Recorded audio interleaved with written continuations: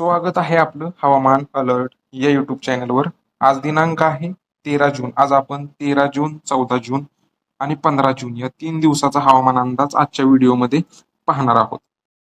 सर्वप्रथम मान्सून बद्दल जर पाहायचं गेलं तर मान्सून इकडे पूर्वेला बिहारच्या मध्यापर्यंत आलेला आहे, झारखंडमध्ये मध्यापर्यंत आलेला आहे, तसेच इकडे पश्चिम बंगालमध्ये संपूर्ण कव्हर केलेला आहे आणि ओडिसा राज्यात बऱ्यापैकी थोडासा पुढे गेलेला आहे मान्सून.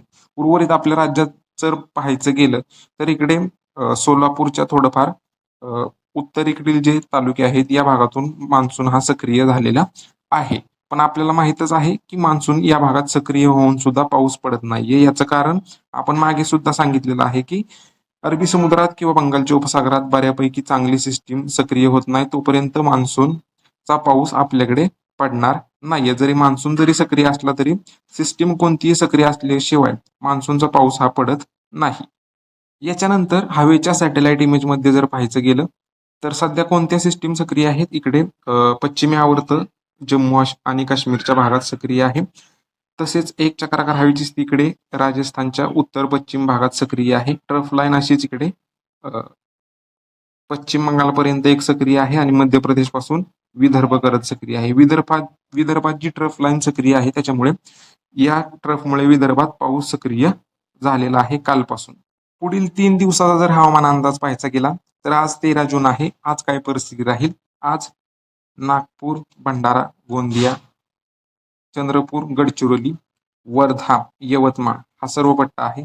या भागातून दुपारनंतर किंवा संध्याकाळच्या वेळी मेघगर्जनेसह ढग सक्रिय होतील आणि एका दुसऱ्या ठिकाणी थोड्या थोड्या क्षेत्रासाठी मेघगर्जनेसह पावसाचा अंदाज दिसत आहे. तसेच एक पॅच इकडे बनेल छत्रपती संभाजीनगरचा कन्नड सिल्लोड भाग, तसेच इकडे जालना, हिंगोली, परभणी, वाशिम या भागात एक ढगांचा समूह बनेल आणि तुरळक ठिकाणी या जिल्ह्यात थोड्या थोड्या क्षेत्रासाठी मेघगर्जनेसह पावसाचा अंदाज राहील. सार्वत्रिक पाऊस नसेल, काही भागात पडेल, काही भाग कोरडे राहतील. त्यानंतर इकडे नांदेड, लातूर, धाराशिव, सोलापूर, सातारचा पूर्व भाग, मानखटाव भाग असेल, दहिवडी, त्यानंतर इकडे कवटे महाकाळ, सांगलीचा भाग असेल. या भागातून स्थानिक ढग निर्मिती झाली तर एका दुसऱ्या ठिकाणी मेघगर्जनेसह पावसाची शक्यता राहील. सिंधुदुर्ग जिल्ह्यात सावंतवाडी घाटमाता जो आहे या भागातून स्थानिक ढग निर्मिती झाली तर एक हलका मध्यम पावसाचा अंदाज, हलके थेंब पडण्याचा अंदाज कुठेतरी राहील. इकडे नाशिकचा पश्चिम घाटभाग, पुणे, सातारा, कोल्हापूर, रत्नागिरीचा पश्चिम घाटभाग, रायगड पश्चिम घाटभाग ढगाळलेला हवामान राहील, पावसाची शक्यता नाही. आणि इकडे मुंबई, रायगड, रत्नागिरी इकडे सुद्धा पावसाची शक्यता नाहीये. नंदुरबार, धुळे, जळगाव, नाशिकचे राहिलेले भाग, अहिल्यानगर, पुण्याकडे सुद्धा पावसाची शक्यता आजसाठी नाहीये. सातारच्या पश्चिम मध्य भागात सुद्धा पावसाची शक्यता विशेष दिसत नाहीये. 14 जूनला विदर्भातच नागपूर, भंडारा, गोंदिया, चंद्रपूर, यवतमाळ, वर्धा या भागातून मेघगर्जनेसह पावसाचा अंदाज राहील. सार्वत्रिक पाऊस नसेल. छत्रपती संभाजीनगर, जालना, परभणी, हिंगोली, नांदेड, वाशिम ढगांचा समूह बनून थोड्या थोड्या क्षेत्रासाठी मेघगर्जनेसह पावसाची शक्यता राहील. सार्वत्रिक पाऊस नसेल. अमरावतीत सुद्धा एका दुसऱ्या ठिकाणी पावसाचा अंदाज उद्यासाठी राहील. लातूर, धाराशिव, सोलापूर, सातारा पूर्व, सांगली पूर्व आणि सिंधुदुर्गाचा एका दुसऱ्या ठिकाणी मध्यम स्वरूपाचा पाऊस होऊ शकतो. एका दुसऱ्या ठिकाणी जोरदार पावसाची सर होऊ शकते, पण हा पाऊस सार्वत्रिक नसेल.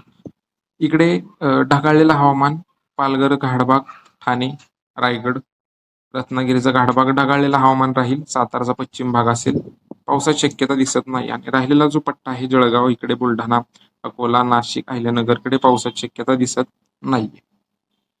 15 जूनला विदर्भात थोडाफार पावसाचा जोर वाढण्याचा अंदाज आहे. यवतमाळ, वर्धा, नागपूर, भंडारा, गोंदिया, गडचिरोली, चंद्रपूर मेघगर्जनेसह जोरदार पावसाच्या सरी होण्याचा अंदाज राहील. सार्वत्रिक पाऊस नसेल.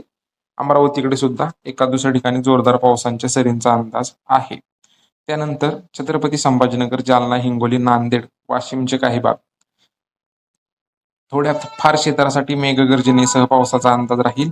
आणि इकडचे राहिलेले जे हिरव्या कलरचे जिल्हे आहेत, लातूर, धाराशिव, अहिल्यानगरचे काही भाग, बीडचे काही भाग, सोलापूर, इकडे सिंधुदुर्ग हा जो पट्टा आहे या भागातून स्थानिक ढग निर्मिती झाली तर एका दुसऱ्या ठिकाणी मेघगर्जनावर थोडाफार पाऊस होऊ शकतो.